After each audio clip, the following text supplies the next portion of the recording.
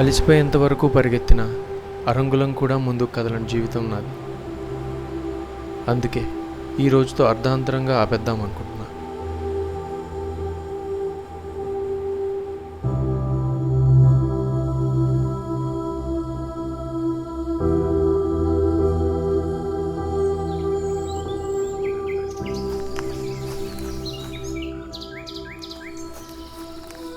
సంతోషంగా బ్రతకలేకపోయాను, కనీసం ప్రశాంతంగా అయినా చనిపోతాను.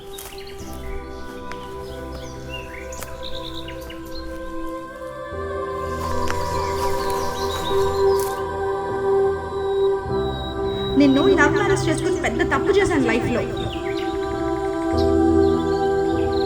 ఇంకా నా లైఫ్ నీతో షేర్ చేసుకోవాలనుకోవట్లేదు. డివోర్స్కి అప్లై చేశాను. నీకు బాగున్నప్పుడు నీతోటే ఉన్నాను కదా, ఇంకా నా వల్ల కాదు, నేను ఉండలేను.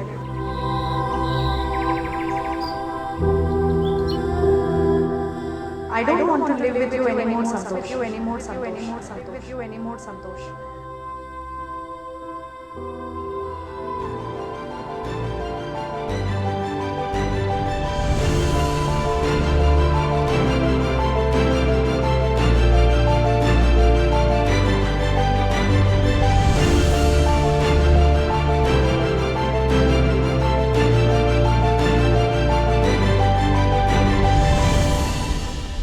కాపాడండి,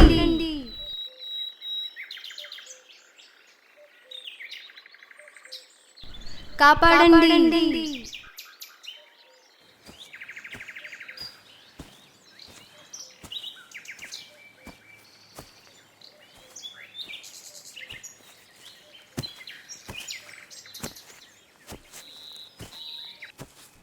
దాహం దాహం.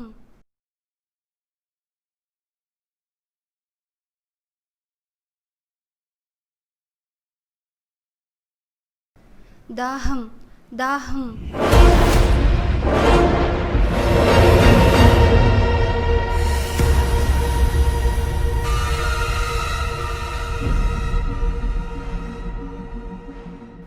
దాహం దాహం. మొక్క మాట్లాడుతుందా? చనిపోయేలా ఉన్నా కొంచెం నీళ్లు పోసి కాపాడుతారా?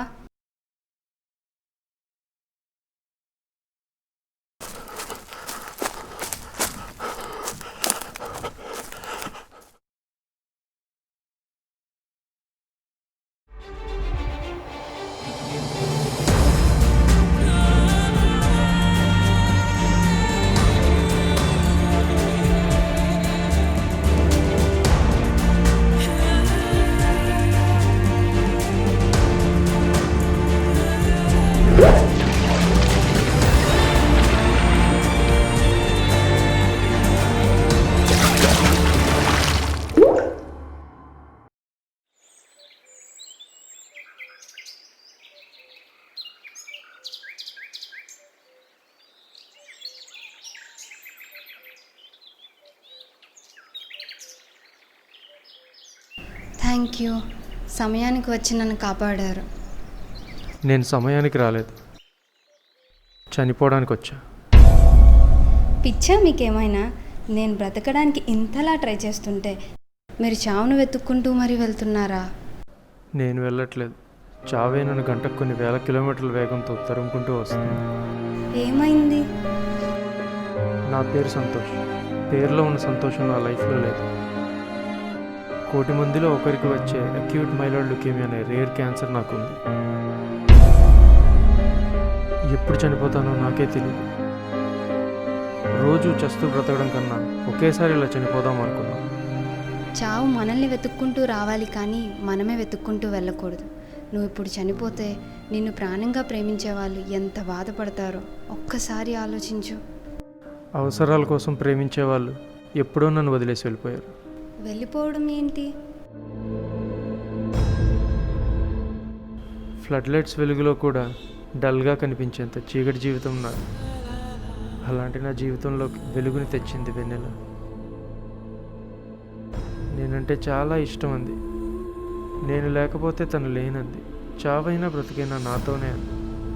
చివరికి క్యాన్సర్ అని తెలిసి నేను వద్దని నన్ను మళ్ళీ చీకట్లో వదిలేసి వెళ్ళిపోయింది. ప్రేమ పేరుతో ఇంత మోసమా? ప్రేమ అంటే అవతలి వాళ్ళు ఎలాంటి పరిస్థితుల్లో ఉన్నా చివరి వరకు వాళ్ళకి తోడుగా ఉండడమే కదా. నన్ను చూడు, ఎప్పుడో చనిపోయిన నా ప్రియుడి జ్ఞాపకాలతో ఇంకా బ్రతుకుతున్నా. వాట్? మొక్కలకు కూడా ఫీలింగ్స్, లవ్ ఉంటాయా? ఉంటాయి. మాకు ఫీలింగ్స్, ప్రేమ ఉంటాయి.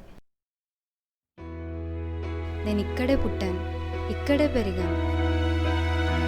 నా పక్కనే ఒక పెద్ద చెట్టు ఉండేది. నేను ముద్దుగా పండు అని పిలిచేదాన్ని.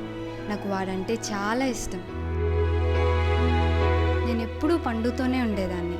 పండు నన్ను వర్షం వస్తే గొడుగులా, ఎండొస్తే నీడలా నాకు తోడుగా ఉండేవాడు.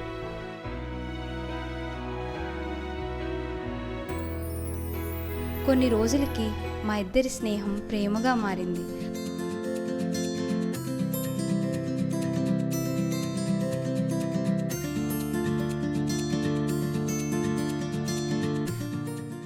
మా ఇద్దరికి మంచి ఫ్రెండ్ చింటూ.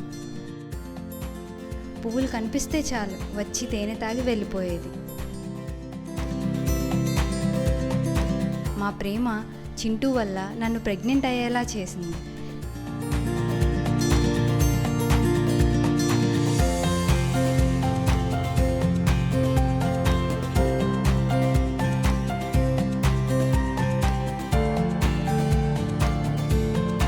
ఇంకొన్ని రోజుల్లో నేను ఒక కొత్త బేబీ ప్లాంట్కి జన్మనివ్వబోతున్నా అన్న ఆనందంలో ఉండగా కష్టం మనిషి రూపంలో వచ్చింది.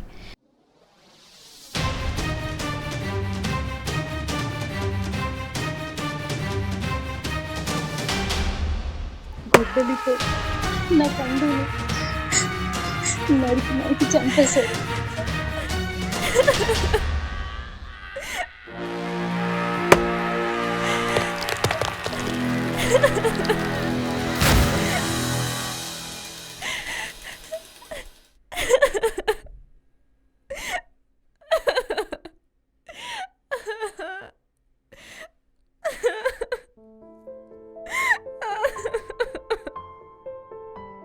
సారీ. పర్వాలేదు, అయినా మీ మనుషులకు అలవాటే కదా మమ్మల్ని చంపడం. నేను ఎలా అయినా బ్రతకాలి సంతోష్. నా ద్వారా పుట్టే ఒక బేబీ ప్లాంట్కి జన్మనిచ్చి తర్వాత నేనేమైనా పర్వాలేదు. నా గురించి వదిలే. నీకు ఏదో రేర్ క్యాన్సర్ అన్నావు కదా, దానికి మందులు లేవా? ఉంది, దానికి కొన్ని కోట్లు ఖర్చు అవుతుంది. నా దగ్గర అంత డబ్బు లేదు.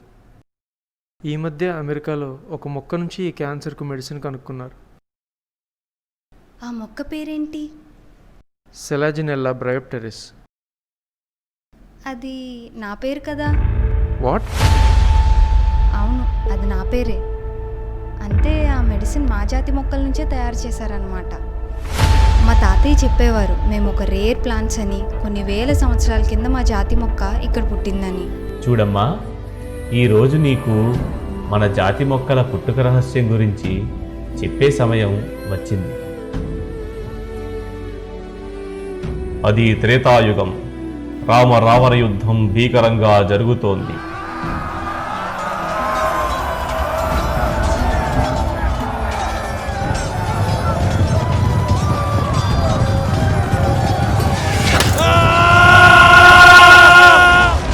యుద్ధంలో గాయపడిన లక్ష్మణుడు మూర్ఛపడి ఉన్నాడు.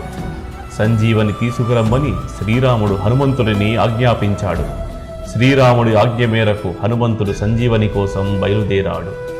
అనేక రకాల ఔషధ మొక్కలు కలిగిన పర్వతంలో సంజీవని గుర్తుపట్టలేని హనుమంతుడు పర్వతాన్నే తీసుకొని వస్తున్నాడు. ఆహార అన్వేషణలో ఉన్న ఒక పక్షి పర్వతంలో ఉన్న ఒక చెట్టు పండ్లను చూసింది. సంతోషంతో పక్షి కొన్ని పండ్లను పట్టుకొని ఎగిరి వెళ్ళిపోతూ ఇక్కడే ఇదే ప్రదేశంలో ఆగి ఆ పండ్లను తింటున్నప్పుడు ఒక పండు కింద పడటం వల్ల మన జాతి మొక్కలు ఇక్కడ పుట్టాయి. ఇన్ని వేల సంవత్సరాలుగా పుట్టిన అన్ని మొక్కల్ని మీ మనుషులు చంపుకుంటూ వెళ్ళిపోతున్నారు. మా తాతయ్య, మా నాన్న అందరినీ మీ మనుషులు చంపేశారు. నేను కూడా చనిపోతే ఇంకా మా జాతి మొక్కలు ఉండవు. అందుకే ఇంకో బేబీ ప్లాంట్ ఎలా అయినా పుట్టాలని నేను బ్రతుకుతున్నాను. ఇప్పుడే గుర్తొచ్చింది, మా చెట్ల వేర్లలో మనిషిని బ్రతికించే మెడిసిన్ ఉందని. మా వేర్లు తింటే బ్రతుకుతారని మా తాతయ్య నాతో చెప్పారు. అంటే నీ వేర్లు తింటే నేను బ్రతుకుతానా? అవును, బ్రతుకుతావు. నమ్మలేకపోతున్నాను.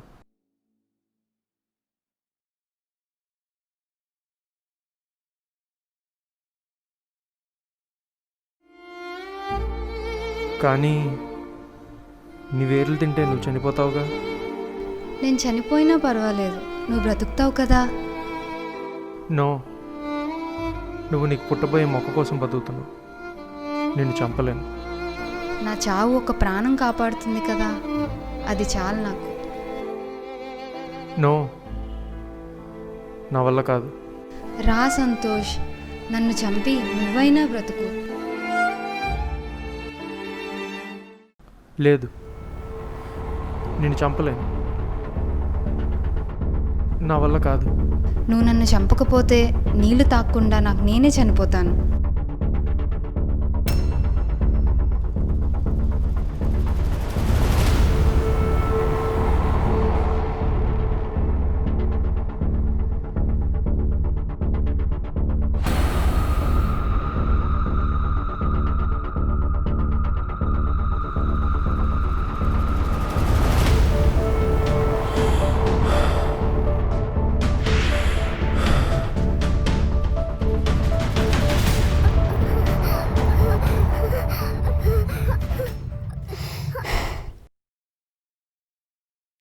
నో, నువ్వు బ్రతకాలి.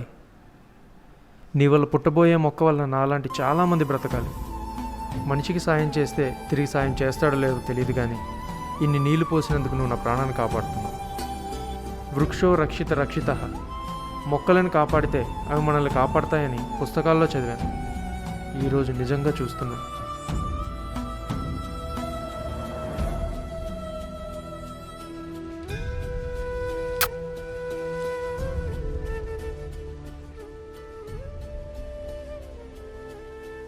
మొక్కలకి దాహం వేసినప్పుడు నోరు తెరిచి అడగలేవు. పాపం మనలాగా ఎక్కడికి కదలలేవు. దీనంగా, నిస్సహాయంగా అలా మన వైపు చూస్తూ ఉంటాయి. ఈ ప్రపంచంలో మనకు కావాల్సినవన్నీ ఇచ్చి మన నుంచి ఏమీ ఆశించినవి మొక్కలు మాత్రమే. వీలైతే మీ ఇంటి దగ్గరలో ఉన్న పెద్ద చెట్టు దగ్గరికి వెళ్ళి కొన్ని నీళ్ళు పోయండి. కుదిరితే ఓ ముద్దు పెట్టండి.